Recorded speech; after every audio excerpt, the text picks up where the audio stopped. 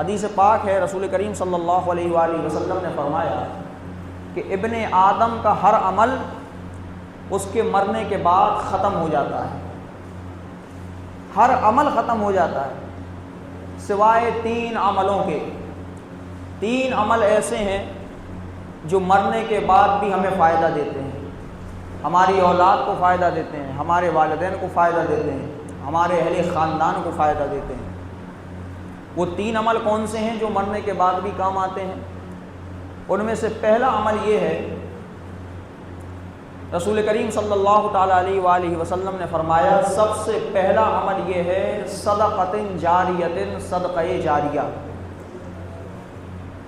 یعنی صدقہ جاریہ کسے کہتے ہیں؟ صدقہ جاریہ یہ ایسی چیز ہے کہ اگر آپ نے مسجد کے اندر کوئی چیز اپنی جانب سے لگوا دی، کوئی بھی ہو، اب جب تک وہ لگی ہے اس کا ثواب ملے گا، اور لوگ اس سے فائدہ حاصل کر رہے ہیں اس کا ثواب بھی آپ کو ملے گا۔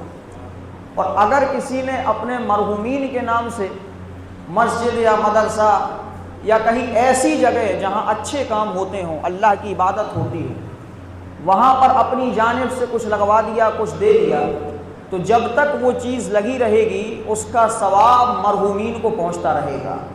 اگر قیامت تک وہ چیز لگی ہے تو قیامت تک مرحومین کو ثواب پہنچتا رہے گا۔ سب سے پہلی چیز جو مرنے کے بعد بھی فائدہ دیتی ہے، صدقہ جاریہ۔ دوسری چیز جو مرنے کے بعد انسان کو فائدہ دے گی وہ ہے او علم ينتفع به۔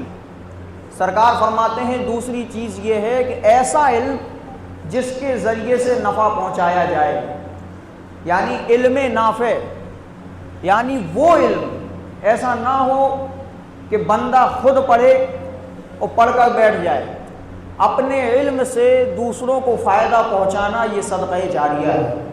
اللہ رب العزت مرنے کے بعد بھی اس کا ثواب پہنچانے والے کو عطا فرماتا ہے۔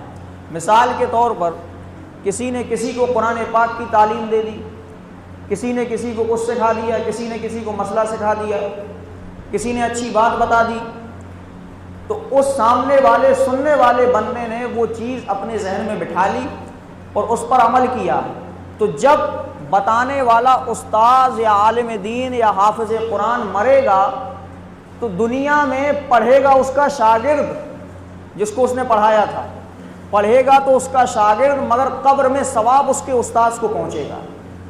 او علم ينتفع به، ایسا علم جو فائدہ دے۔ 2 چیزیں ہو گئیں۔ پہلی چیز جو مرنے کے بعد فائدہ دیتی ہے وہ ہے صدقہ جاریہ، آپ سمجھ گئے۔ دوسری چیز وہ علم جس سے دوسروں کو نفع پہنچایا جائے، دوسروں کو فائدہ پہنچایا جائے، اور ایسا علم جس سے خود بھی فائدہ حاصل کیا جائے۔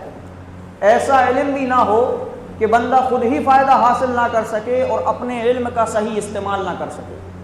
یہ 2 چیزیں ہو گئی جو مرنے کے بعد فائدہ دیتی ہیں۔ تیسری چیز او ولد صالح یدعو لہ، وہ بیٹا جو اپنے باپ کے لیے دعا کرتا ہے، جو اپنے باپ کے لیے دعائیں مغفرت کرتا ہے، دنیا میں رہ کر دعائیں کرتا ہے اپنے والدین کے لیے۔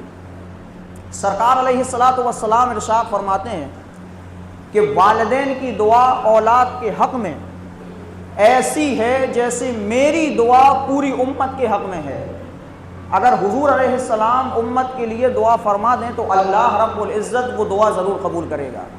اسی طریقے سے اگر اولاد اپنے ماں باپ کے لیے دعا کرتی ہے تو اللہ پاک اس کی دعا ضرور سنتا ہے۔ اسی طریقے سے اگر ماں باپ اولاد کے لیے دعا کرتے ہیں تو اللہ رب العزت بہت جلد وہ دعا قبول فرما لیتا ہے۔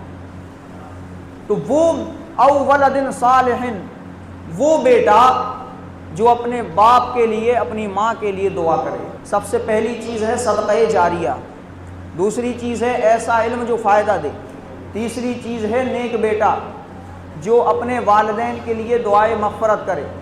اچھا، اس کا فائدہ دیکھیں آپ کتنا ہوتا ہے۔ ایک زمانے میں ایک باپ کا انتقال ہو گیا، اس کا چھوٹا سا بچہ تھا۔ جب اس کے باپ کا انتقال ہوا تو اس کے باپ کو قبر میں عذاب کیا جا رہا تھا۔ جب عذاب کیا جا رہا تھا تو اسی اسنا میں دنیا میں اس کا بیٹا سن شعور کو پہنچا تھا، سمجھداری کی حالت میں تھا۔ وہ مدرسے گیا اور مدرسے میں جانے کے بعد استاذ کے سامنے بیٹھا۔ استاذ نے کہا پڑھو بیٹا بسم اللہ الرحمن الرحیم۔ اس نے پڑھا بسم اللہ الرحمن الرحیم۔ جیسے ہی بسم اللہ الرحمن الرحیم بیٹے نے دنیا میں پڑھا، وہاں قبر میں باپ کو عذاب ہو رہا تھا، اللہ رب العزت نے عذاب اٹھا لیا۔ عذاب اٹھایا تو فرشتوں نے عرض کیا بار الہ، ابھی تو عذاب ہو رہا تھا، تو نے عذاب کیوں اٹھا لیا؟ پروردگار عالم نے کہا کہ جس کا بیٹا دنیا میں میرا نام لے کر پڑھ رہا ہو، مجھے رحمان اور رحیم کہہ رہا ہو، میری رحمت کو یہ گوارا نہیں ہے کہ اس کے باپ کو میں قبر میں عذاب دوں۔